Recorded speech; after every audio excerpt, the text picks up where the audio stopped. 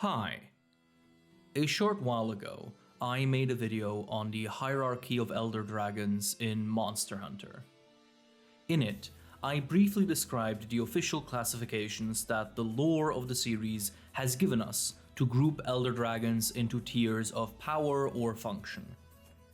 It was intended to be a short and sweet one-off video, but people in the comments really want me to rank all Elder Dragons into these official categories.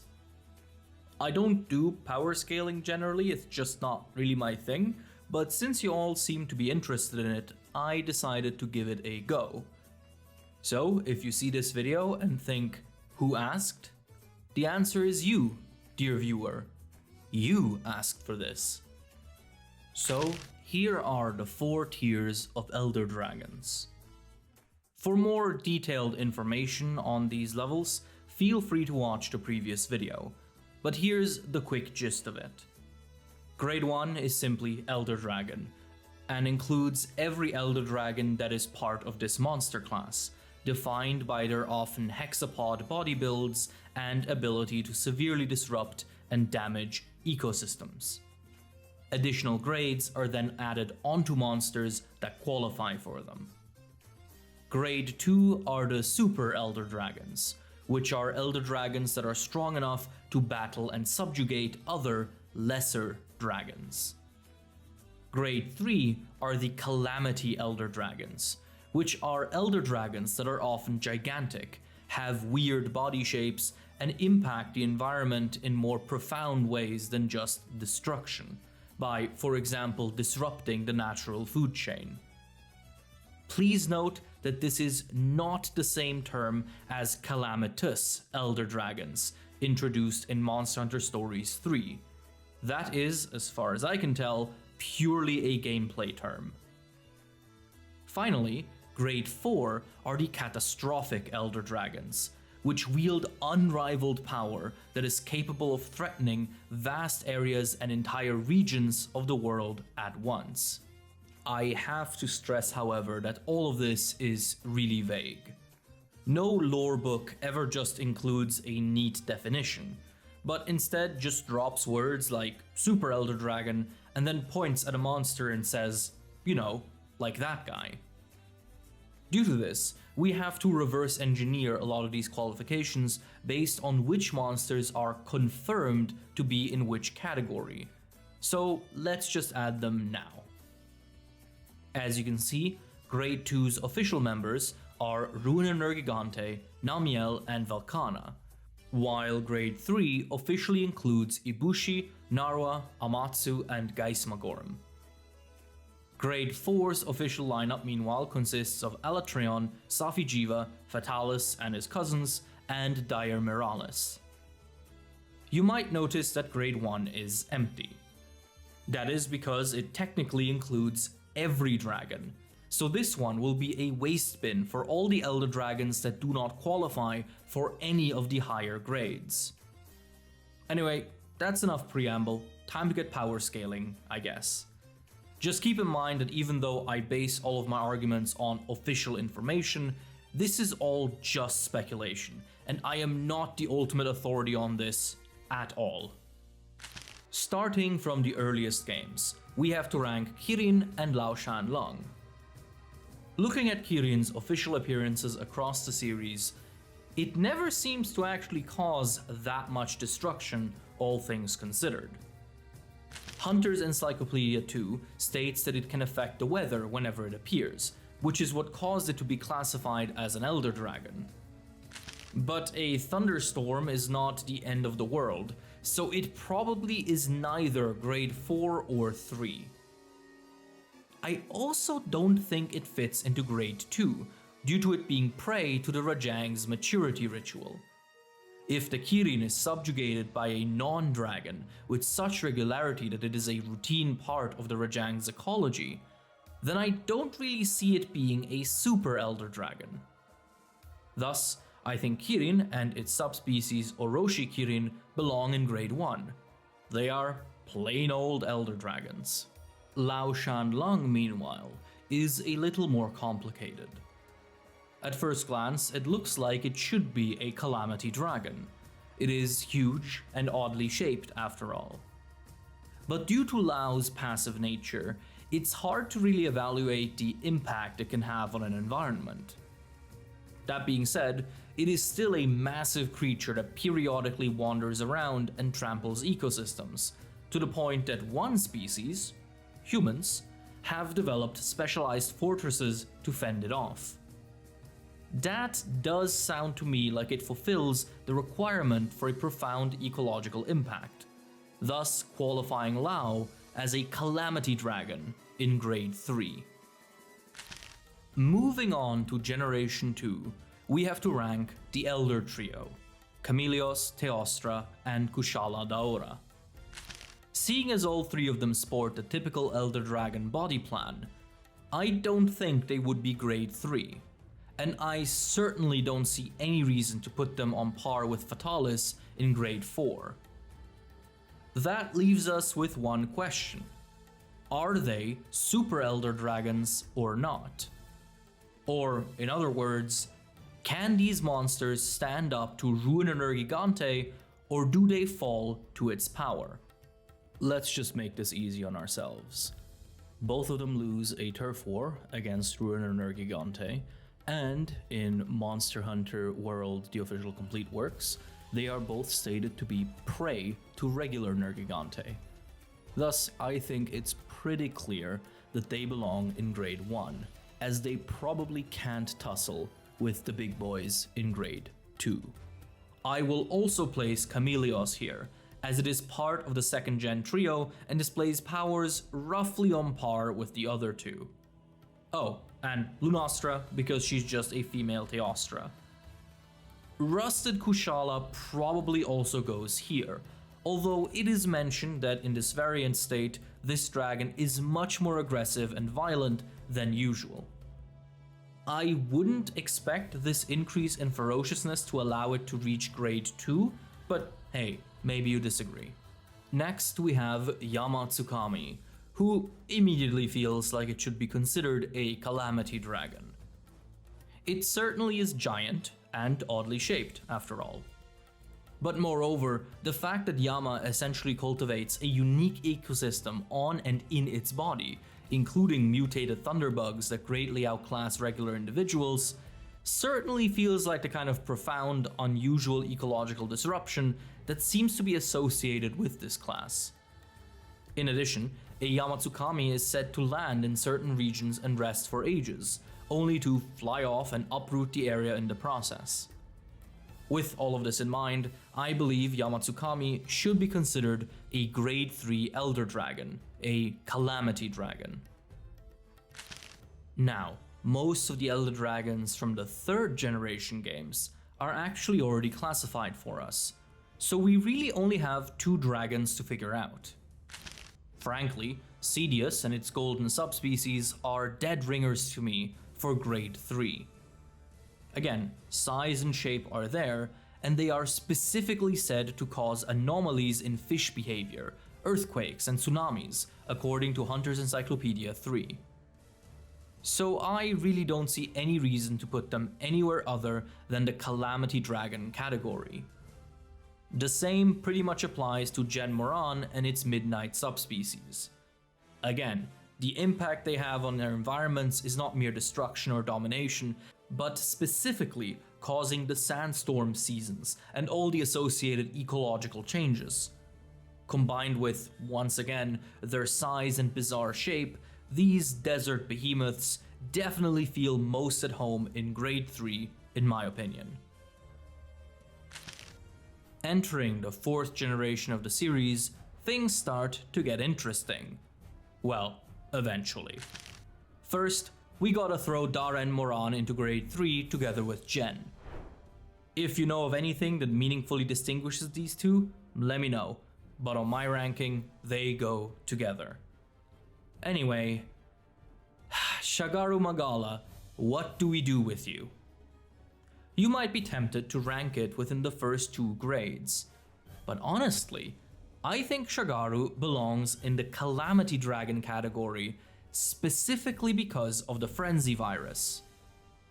A frenzy outbreak is not characterized purely by an ecosystem being destroyed, but rather by the species endemic to that ecosystem running rampant and thus upending the natural food chain. In essence, a Shagaru Magala's frenzy virus has the same distortive effects on the environment as Geismagorm's Curio. So I think that even though it isn't huge, Shagaru Magala qualifies for grade 3. It does also have a pretty odd body, with its wing arms having these fully articulate hands. Kinda controversial, huh? Well, the next one might be even worse. Gogmazios certainly feels like it should be a pretty obvious pick for grade 3. It's enormous and displays an extremely unusual body. But here is the key question. What does a Gogmazios actually do to the environment? We know from both Hunter's Encyclopedia 4 and the events of Monster Hunter Wilds that it feeds on weaponry and looms as a specter of man-made war. But aside from that, the Gogmazios' effect on its surroundings seems pretty vague. Of course, given its size and firepower, it could easily cause great destruction. But remember, grade 3 is seemingly defined not just by power, but by an influence that distorts the natural order. An influence that Gogmazios seems to completely lack. So with that in mind, I think Gogmazios should be classified as a Super Elder Dragon in grade 2. Its sheer physical threat and tar ability surely put it above your average Elder Dragons in terms of raw power, but nothing I know about it makes me think that Gogmazios fits into grades 3 or 4. Moving on, where do we rank Dalamadur and its subspecies? Based on size alone, I hope you'll agree with me that they should probably be either grade 3 or 4. With that in mind, we simply have to determine the degree of impact and destruction these serpents could theoretically cause. From Hunter's Encyclopedia 4, we learn that Dalamadur can shape entire mountain ranges merely by moving, with its sharp scales shearing mountains and carving valleys. As if that were not enough, the serpent dragons can also wield the Shattered Omens, meteors made of an unknown element that rain down onto the land at the Dalamadur's whim. Add to this their bright blue flame-like breath, and the level of destruction these dragons wield quickly reaches a pretty dire level. So with that in mind, I think Dalamadur should sit at the top in grade 4, as it seems feasible that it could cause catastrophic damage if it wanted to. As we head into GU, Nakarkos presents another tricky ranking. It is quite large and possesses a body unlike any other Elder Dragon, characteristics that would potentially qualify it for a grade 3 ranking. But again, we must ask about its environmental impact. Nakarkos is a hyper-predator that feeds on just about anything, but aside from that, we don't get to hear much about its influence on an ecosystem. As far as the plot in Monster Hunter Generations Ultimate goes, it mostly revolves around research airships being shot down by Nakarkos. Of course, you could argue that the Nakarkos' tendency to shoot down flying objects might affect the ecosystem by removing flying wyverns from it. But to me at least, the core impact of the Nakarkos is not destruction, but predation, which also includes fellow Elder Dragons. It is revealed in Monster Hunter Principles of Creativity 2 that Nakarkos will sometimes feed on Cedius, an Elder Dragon predator that feeds on other Elder Dragons. That screams grade 2 to me. So I will put Nakarkos into the Super Elder Dragon tier. Due to how tier lists are arranged, it might look weird to have its prey Cedius be above it, but remember, these categories are not just about power, but about the specific ways in which these dragons interact with their surroundings and the wider world. Our final 4th gen dragons are Valstrax and its variant. This one is a little tricky. Valstrax is not included in any lore books, and does not have turf wars. We know, from what little we get on it, that it spends eons in hiding, only rarely emerging in the known world. Dialogue all across Monster Hunter GU mentions its rarity and mystery, but as far as destructive power goes, it's never treated as some kind of doomsday threat. With that in mind, I think regular Valstrax might actually just be a grade 1 Elder Dragon. Note that I said regular Valstrax though. Crimson Glow Valstrax does get an inclusion in a lore book with Monster Hunter Rise the official complete works. And in its lore entry, this variant is repeatedly described as extremely violent and aggressive even for an Elder Dragon, driven mad by its dragon energy and always looking for a fight. Combined with its tendency to barge in on fights in Monster Hunter Rise, I think there's a decent case to be made that Crimson Glow Valstrax might count as a Super Elder Dragon, which is where I will put it on my list. We now reach 5th gen, which is the generation that introduced the most Elder Dragons. Let's start by immediately throwing Zora Magdaros into grade 3. It's huge, its body is weird, and it is a literal walking landmass that is, according to the Iceborne book, able to ferry entire species of monsters such as Rajang across the ocean by accident. This checks all the necessary boxes for me to say that Zora is a calamity dragon. Next up, where do we put Valhazak? It has the regular Elder Dragon size and shape, and its hyper-adaptation on the Rotten Vale doesn't make it likely to be able to cause catastrophic destruction outside of its main habitat. So the question once again revolves around grades 1 and 2. Considering that we never get to see it fight other dragons, and that in Monster Hunter World it is treated as part of the same unit of Elder Dragons that includes Kushala and Teostra, I think it's fair to put Valhazak into grade 1. Its variant, Black Veil Valhazak, is a different story however. Being exclusive to Master Rank, while its regular version remains exclusive to High Rank, pretty immediately communicates that there is a difference in power here. I think Black Veil Valhazak can go into grade 2. It is time to address the Nergigante in the room. It preys on Elder Dragons, that's its big thing, so it should really be an instant addition to grade 2. However, its variant, Ruiner Nergigante, is the defining member of grade 2 and represents a more powerful version of this monster. Additionally, Nergigante actually ties in its turf wars with Teostra and Kushala, both grade 1 dragons on our list. So how do we resolve this? I'd like to introduce another pro-gamer move. Cheating. I think the most appropriate spot for Nergigante is in between grades 1 and 2, representing the transition between the two classifications. It clearly defines itself by subjugating other dragons, but it is just as clearly inferior to Ruiner Nergigante. As you can probably tell by now, it's likely that there are also hierarchies within each classification, so if you were to twist my arm about it, I guess I'd place Nergigante as a high grade 1 Elder Dragon. Next up is Xeno'jiiva, the juvenile form of Safi'jiiva.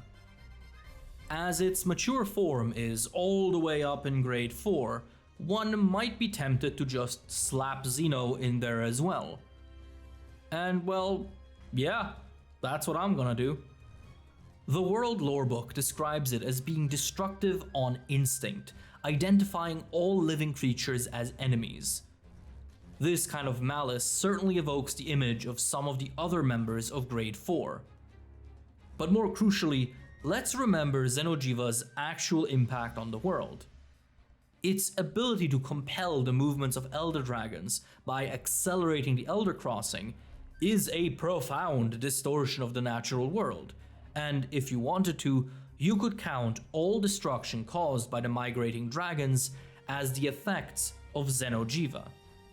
This is clearly a level of devastation that could easily threaten massive swaths of the world, and so I think Xeno'jiva could reasonably be considered a catastrophic elder dragon. Now, let's talk about Kulve Taroth. This is again a bit of an edge case. She's a big girl, and doesn't have the typical elder dragon body, so grade 3 seems like a possible qualification.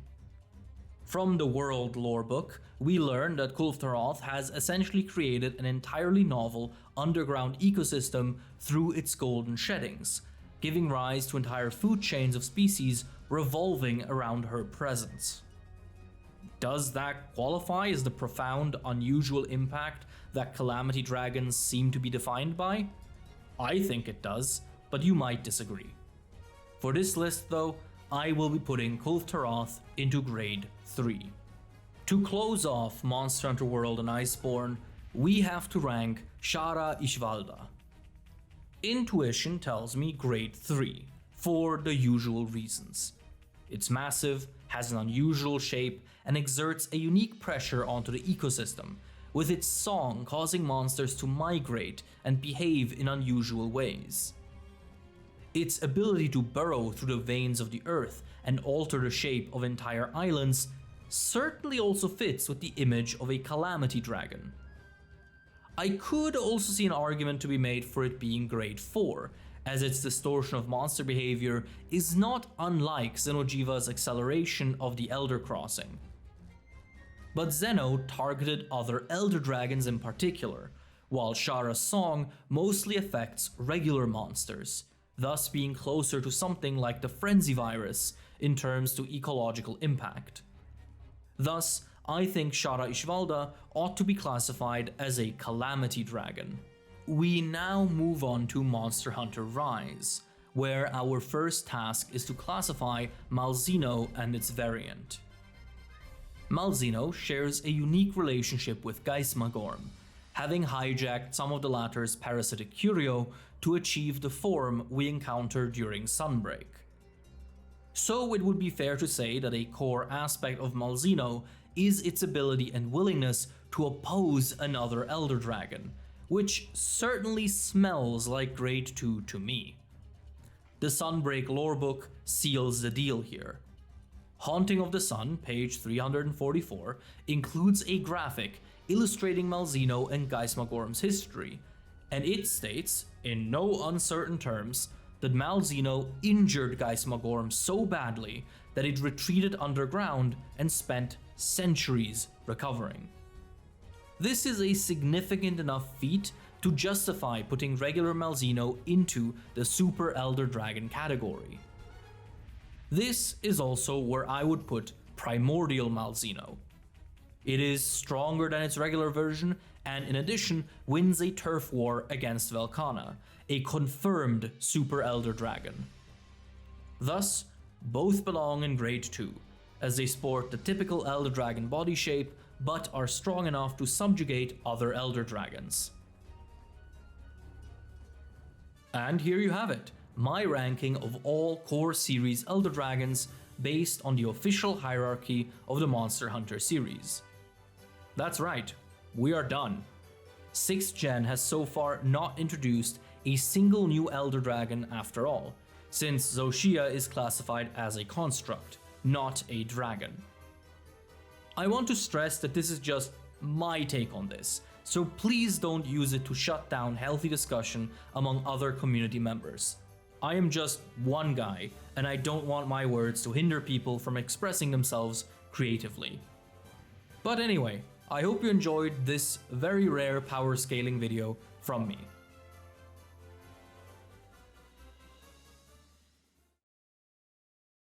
Thank you all so much for watching. As always, I hope you enjoyed today's video.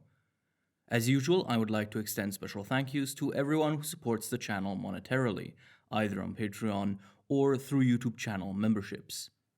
I would like to extend special thank yous to Admiral Frost, Alistair in Wonderland, Artur Centeno, Austin, Autumns. Big Mac. Black Ace 202. B. Bruggy. Chocolate Coat. Claire Miboon. Darkest. Destro. Dracovane. Dragonlord. Dissy.